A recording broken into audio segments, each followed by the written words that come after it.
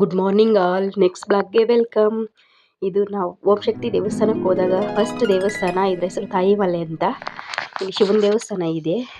Clips ಎಲ್ಲ delete ಆಗಿಬಿಟ್ಟಿದೆ, so ಎಷ್ಟಿದೆ ಅಷ್ಟನ್ನು ಹಾಕ್ತಾಯಿದ್ದೀನಿ ನಾನು ಯೂಟ್ಯೂಬಲ್ಲಿ. ನೋಡಿ, ಇದು ಫಸ್ಟ್ ಎಂಟ್ರಿ ಈ ಥರ ಇದೆ. ತುಂಬ ಸುಂದರವಾಗಿದೆ. ಬೆಟ್ಟ, ಕಾಡು, ಗುಡ್ಡ ಎಲ್ಲ ತುಂಬ ಚೆನ್ನಾಗಿ ಕಾಣ್ತಾ ಇದೆ. ನೋಡಿ, ಈ ಥರ ವ್ಯೂ ಹೋಗೋದು. ಎಲ್ಲ ದೇವಸ್ಥಾನಕ್ಕೆ ಹತ್ತು ಹೋಗ್ತಾ ಇದ್ದಾರೆ. ಫಸ್ಟ್ ದೇವಸ್ಥಾನಕ್ಕೆ ತುಂಬ ಎನರ್ಜೆಟಿಕ್ ಆಗಿ ಹತ್ತುತ್ತಾ ಇದ್ದಾರೆ.